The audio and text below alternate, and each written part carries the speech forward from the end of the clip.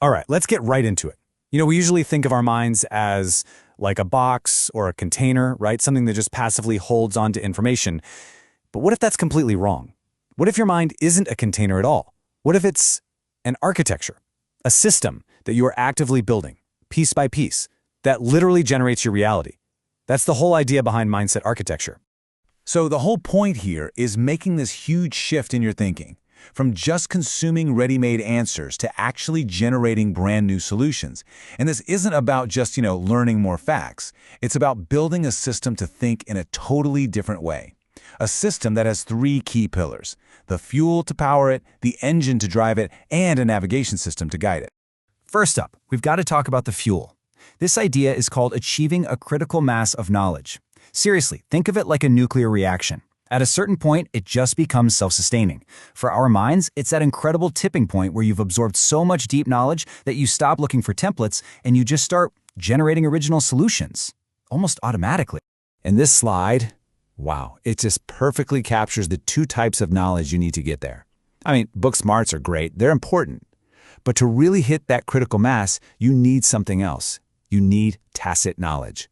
It's that unspoken expertise of the veteran doctor, that gut feeling, the intuition that you can only get from being radically immersed in something, from direct hands-on experience. You can't read about it in a book, you have to live. Okay, so the second component here is building mental models. So instead of just collecting a bunch of scattered facts, you start building these internal frameworks, things like supply and demand or game theory. These models act like a skeleton, They let you instantly organize any new piece of information that comes your way, turning total chaos into crystal clarity. That's the real power of structured thinking, and it's the bedrock of any true innovation. So how do you actually build this? Well, you do it by thinking from first principles. You don't just ask, how have other people built a car? No. You break it down to its most fundamental absolute truths. Think about Elon Musk with SpaceX. He didn't ask, how do I buy a rocket? He asked, what is a rocket actually made of? And when he found out the raw material costs were just a tiny fraction of the final price, he rebuilt it from the ground up and completely revolutionized an industry. That's where the real breakthroughs happen. All right, so once you've got the fuel, let's look at the engine of our system. This is called Selective Polymathy. Now, this isn't about being a know-it-all. It's the strategic art of combining really unique skills from totally different fields to engineer something powerful, something nobody has ever seen before. Just think about it for a second. Trying to be the absolute #1 person in the world at a single, super competitive skill, like programming, it's incredibly hard. The competition is just insane. You're fighting against thousands, maybe millions, of other people who want that exact same spot. But here's where the strategy comes in. It's called skill stacking.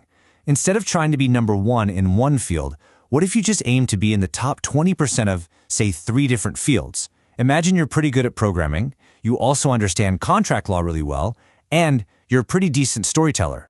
And this is where the magic happens. You're no longer just a programmer. At the intersection of those 3 skills, you become something entirely new.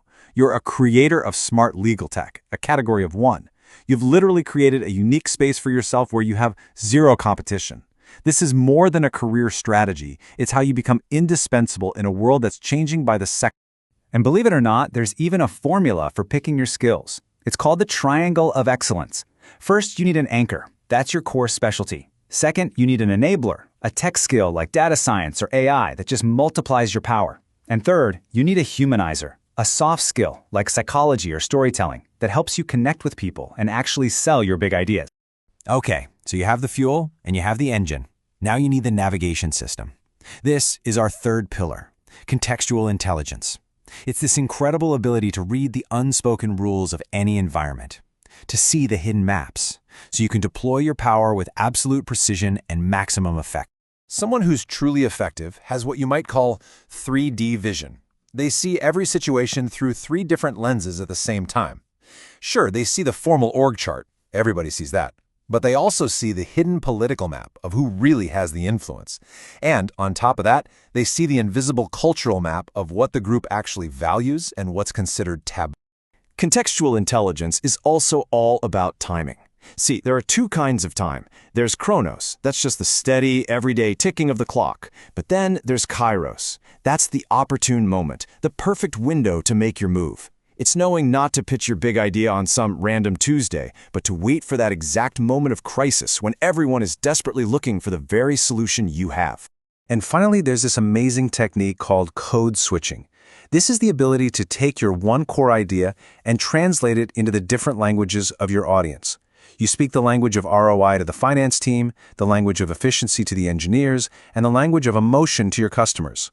When you can do that, you become the indispensable translator, the person everyone needs in the room to make things happen.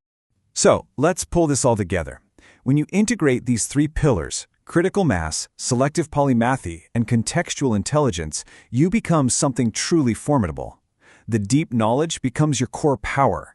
The unique skill combination becomes your engine. And that contextual awareness becomes your guidance system.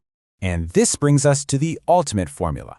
You combine deep, almost scary expertise in one area with a rare and valuable stack of different skills, and then you use your sharp awareness of the context to deploy it all at the perfect moment. That's how you change the game. You're no longer just playing by the rules of the system, you're the one shaping the system itself.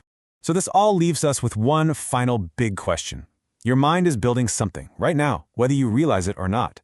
The only question is, what architecture are you designing? And what kind of reality will it ultimately generate for you and for the world around you?